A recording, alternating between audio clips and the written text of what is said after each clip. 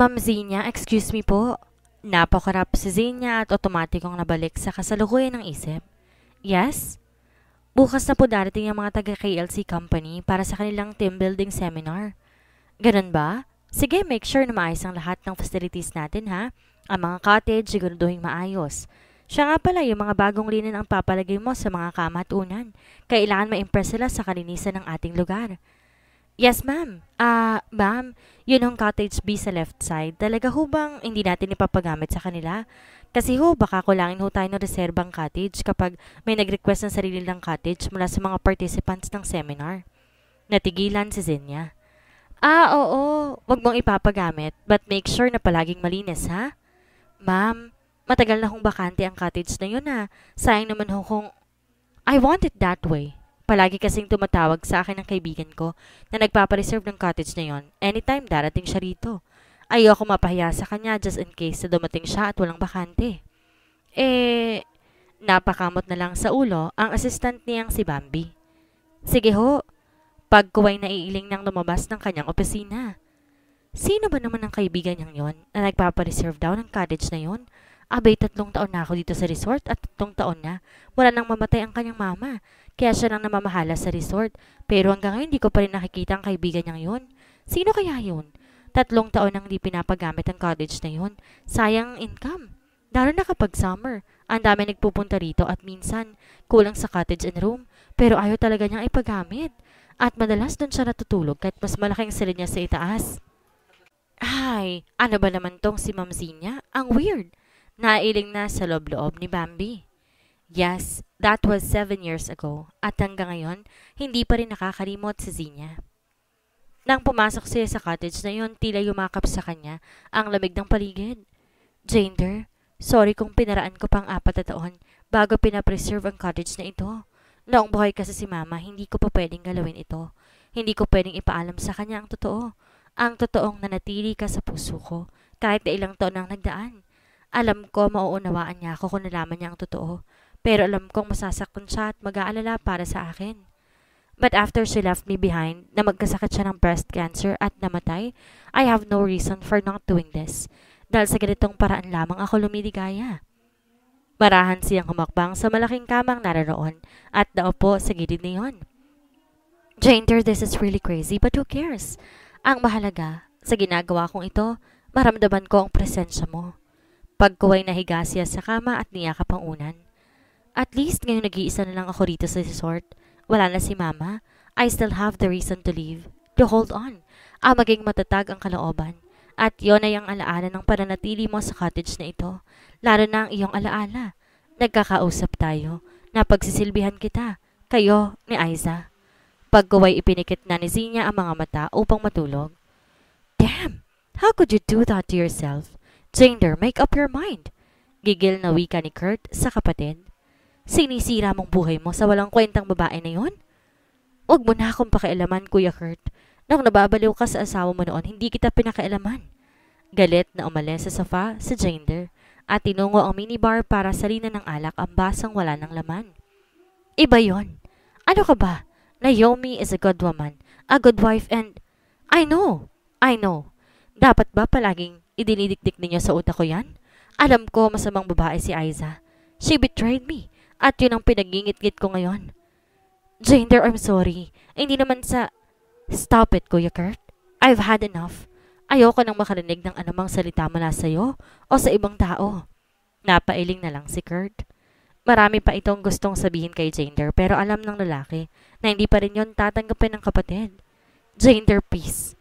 Kung ayaw mo magtrabaho, stop doing these harsh things to yourself. Tigilan mo na ang pag-inom. It will do no good to your health. Kung talagang masakit pa rin sa'yo ang mga nangyari, umalis ka na muna dito. Just go abroad o sa kahit sang lugar na po pwede ka makapagpahinga o makalimot. Pero wag mong sisirain ang sarili mo sa alak. Hindi kumibo si Jander. Sa halip itinuloy ang pagsasalin ng alak sa baso. Ito na ang huling pagpapayo ko sa iyo, Jander. Since wala rito sa bansa si Mommy at Daddy, tungkulin kong paalalahanan ka bilang nakatatanda mong kapatid. But that's the least I could do for you. Nasa iyo na kung ayaw mo talagang makinig. Pagkuway nilisan na ni Kurt ang condo unit niya. Nang lumapat pasara ang pinto at lumikha iyon ng mahinang tunog, Saglit na natigilan si Jander sa gagawin sanang pag-inom sa alak na nasa baso. Why not? I have to leave this place. So much memories of that bitch. I could go somewhere else na madali ko siyang malilimot. At isang pa siya ang ginawa ni Jander para sa sarili. Natitigilang napatitig si Jander sa dalampasigan ng isla na dadaungan ng bangkang sinasakyan. Why here? Why of all places dito ka nagpunta? At sa ilang sandali parang gusto niyang tumalon sa bangka para bumalik sa kabilang pampang at wag nang tumuntong muli sa islang iyon. Pero hanggang makadaong nasa pantalan ang bangka, wala siyang ginawang ni anuman. Damn! Am I that crazy? Umalis ako sa condo unit para kalimutan ng mga sandaling kasama ko siya. Pero eto, at dito pa ako pumunta? Nasisira na nga yata talaga ang ulo ko. Welcome to Blue Sky Resort. I'm Zenia Carino. I hope you enjoy your stay here. Naolinigan ni Jander ang tinig na iyon. Pagkaway nagsimula ng magbabaan ng mga pasahero ng bangka na guest ng naturang resort. Hindi niya alam kung bakit napasama na rin siya sa pagbaba ng bangka. Welcome ma'am, welcome sir. Hope you enjoy your stay here. Muli ay wika ng babaeng naghihintay sa pantalan. Pagkaway bumaling ito kay Jander. Welcome sir. I hope...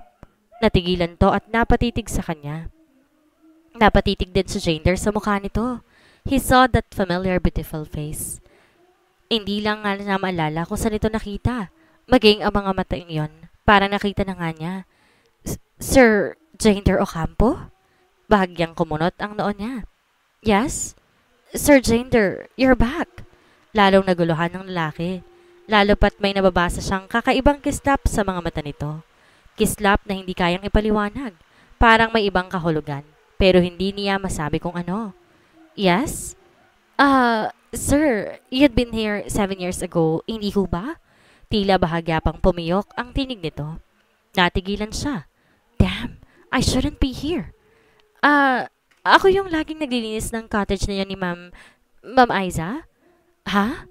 Muling naagaw ang kanyang pansin sa sinabi nito. Waring nakalimutan ng pagre-rebelde ng kalooban kung bakit sa lugar na iyon siya nagpadala sa kanya mga paa. Sir, ako si Zenia. Yung makulit na dalagitang lagi nagdadala ng pagkain ninyo at saka nagpapalit ng mga linen at saka punda, saka naglilinis ng cottage. So ikaw yung anak na may-ari ng resort. May sumungaw na kakaibang kislap sa mga mata niya. Yes, sir. Tila maiiyak na wika pa nito. Oh, that was great. My God, I can't believe this. Natatawang napailing si Jander. You look good. You've changed a lot. Thank you, sir. Anyway, parang may reservation ba kayo? Parang wala yata akong nakitang pangalan ninyo sa mga kasama sa team building seminar.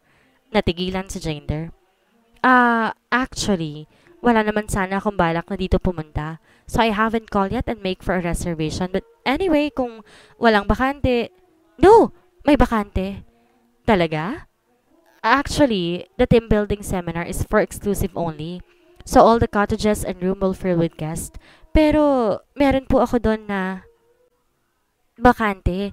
Hindi talaga po pinaparent sa mga guests.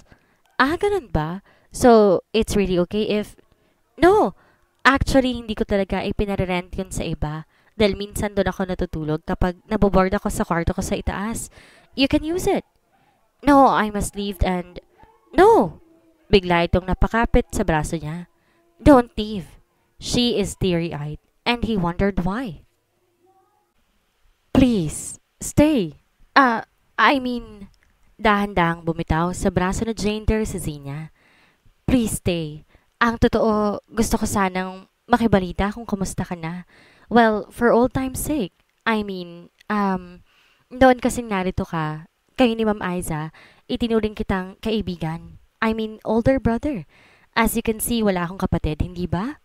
Pero ang totoo, nagpapanik siya, di na makapag-isip ng matino.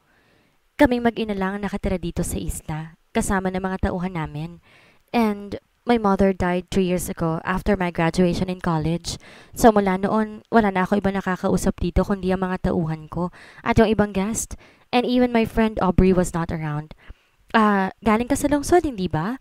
Baka naman po pwedeng makibalita sa mga kaganapan doon. As you can see, kahit na ako may-ari ng resort at iba't ibang klaseng taong dumarating dito, at kahit na may cable TV naman dito, wala talaga akong ideya kung anong meron sa labas ng mundong to. So please, stay. Kung gusto mo, you can use the cottage for free. Don't worry, I'll give you special... No, you don't have to do that. Natatawang wika ni Jander. Ha? But I will stay. I will pay the regular basis fee for my board and lodging. And don't worry, I will feed you the information that you want. Talaga? Yeah. Sige, halika. I will show you the cottage. Tila hindi na nga nakapag-isip ng matino si Zinya. Muli niyang hinawakan sa kamay si Jander na tila ba tatakas ito kapag nagbagong isip. #possessive na kaagad? 7 years. Ganoon katagal siya naghintay sa muli nitong pagbabalik sa lugar na iyon at hindi siya papayag na muli itong mawala sa kanyang paningin. 7 years was long enough for her to suffer. Hindi na dapat pang madagdagan. This is it. Nakangiti niyang wika na makarating na sila sa cottage B. Natitigilang napatitig si Jander sa nag-iisang cottage na walang umuokupa. Habang palihim namang pinag-aaralan ni Zinya ang anyo ngayon ng lalaki. He hadn't changed so much. He is still as handsome as he was before. Medyo nag-mature lang ng konti, but he is still the man that I've been missing and longing. Lihim siyang napasigok. Luminga kay Zinya si Jander. This was the cottage that we've rented before, hindi ba? Napanunok si Zinya. Bakit parang tumalim ang mga mata nito at napalis ang ngiti sa mga labi? Oo, napabuntong hininga si Jander. Ano bang ginagawa ko sa lugar na to? Bakit ba dito ako pinadpad ng mga paa ko? And what a coincidence. At ang cottage pa na ito ang pwede kong alang-arkilahin? Ano to? Kailangan ko muna maging masokista para damhin ang lahat ng sakit ng mga laala na nakaraan namin ni Aiza sa lugar na ito? Sir Jander, let's get inside. Although may konti ng renovation na ginawa, intact pa rin naman ang disenyo sa loob. Bago na rin ang kama at mga unan, pati na yung mga dating appliances. Sinimulang buksan ni Zinya nang dala niyang susi ang pinto. Wait! Yes? Kung walang ibang room or cottage na available, ayoko dyan. Sir Jander! Sige. I will rent this cottage. Pero yon ang lumabas sa mga labi ni Jander. Good! Lalo naging masigla si Zinya at nagmamadaling binuksan ang pinto. Come in! Kaninang umaga lang pinalitan ng punda at kumot. Kaninang umaga rin nilinis. Pero kung gusto mo, ipapalinis ko ulit at... No! Okay na yan. Ikaw talaga. Very accommodating ka sa mga guest ninyo. No wonder na kahit malayong resort na ito'y marami pa rin talagang dumadayo. Napapanood ko sa TV ang mga advertisement ng resort na to Kaswal na humakbang papasok sa Jander. That's my strategy to stay in this business. Anyway, have some rest. Ipadadala ko na lang complimentary snack mo. May ganon? Yeah, that's another strategy to hook some guests to keep coming back here. Well, that's awesome. Kahit ako babalik at babalik sa lugar na ito. Talaga? Sinabi mo yan, ha? Oo naman. That's good. So, pahinga ka na, ha? Haharapin ko pa mga ibang guests na kasali sa seminar. Okay. I shouldn't be here pero... Sumunod ang tingin ni Jander sa palabas na sa Zinya. But I couldn't say no to that kid. Kusang natigilan si Jander.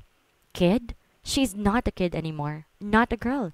She is a grown-up now into a beautiful woman. Napailing ang ulo niya sa isiping iyon. Bakit ba kung ano-anong nakikita ko? I am here to mend a broken heart, not for anything else. Pagkaway tumawag siya sa intercom na naroon. Just bring a bottle of brandy for me. Wika niya sa sumagot. When I fall in love, it could be forever. Ma'am Zinya, parang ang senyo yata ngayon Ha? Nagulat pa siya nang dumikit sa kanya si Bambi at bumulong. Ano yon? Maang-maangan niya. Sabi ko, parang ang saya po ninyo ngayon. Nanunodyo ang kislap ng mga mata nito. Iyon ba? Siyempre naman, no? Fully book ang mga cottages and room natin, no? It has doubled this year. Di mo ba nakikita to? Mas marami tayong guest kesa noong isang taon. Parang di nababakante ang mga cottages and rooms natin and it means big profit for the resort. Wow! Kapag nagkataon, masisimulan ko na ang pagpapatayo ng 3-story building sa left wing ng isla, hindi ba? At bukod pa ron, pwede na rin natin gawing regular ang ilang contractual ng resort. Sa bagay, may point nga kayo dyan para kayo sumaya ng ganyan. Pero sa tingin ko, ma'am, may iba pa nagpapasaya sa inyo. At ano naman yun? The vacant cottage B. May occupant na pala. Natigilan si Sinya. Aba si Bambi, mamamarites. Ah, isang guest na naligaw. Tama. Hindi kasi niya alam na may team building seminar ang isang kumpanya, kaya nagpunta siya kahit na walang reservation. So, I'd rather give him the cottage na lang to rent rather than... Ma'am, lagi naman hong may naliligaw na guest na walang reservation, hindi ho ba? At kahit na ho walang bakante, hindi niyo pinapagamit ang cottage B. Pero sa isang yon, he might be very special to you. Charotera din talaga tong si Bambi eh. Bambi? Biglang tumaas ang tinig ni Sinya at pinandilata ng kanyang assistant. Ah, I'm sorry ma'am. Nagbibiro lang ako at hindi magandang biro yan. Baka may makarinig, akala pa totoo. Baka ko na pang isipin. Lalong napahingal sa galit ang dalaga. Sorry ma'am. Sorry po talaga. Hindi na po mauulit ang pagiging taklesa ko at pakialamera. Napayo ko na lamang ito. Gusto pang magalit ni Zinya, pero kusa na lang siyang natigilan. Am I that transparent para mahalata ni Bambi na, oh no, baka ganun din ang nahalata ni Jander kanina. Ma'am, wag na po kayo magalit sa... Just go back to your post. Yung catering para sa mga guest, make sure maayos ang pagkakaprepare ng mesa. Lalo na mga pagkain, baka walang lasa. At ang mga drinks, make sure na may waiter na lagi nagsiserve ng drinks. Yes ma'am. I will go ahead ma'am. Okay, go. Nang makalabas na ng kanyang office si Bambi, nahulog sa malayang pag-iisip ang dalaga. Nakahalata kaya si Jander na sobrang tuwa ko na makita ko siya kanina? Oh no, baka matakot siya at umalis kapag nalaman niyang totoong nararamdaman ko para sa kanya ha? I should be more discreet now. Huwag masyadong pahalata, huwag masyadong obvious. Hindi ako pwedeng maglalapit sa kanya o makipag-usap sa kanya ng madalas. Sabi ni Aubrey noon, I can tell a lie, but my eyes won't. Kung makipag-usap pa naman sa Jander, laging nakatitig sa mga mata ko, eye to eye, ganun. Baka mabasa niyang totoong saloobin ko. No way. No, it can't be. Nakakaya naman sa kanya, lalo na kapag baka sumunod dito yung asawa niya.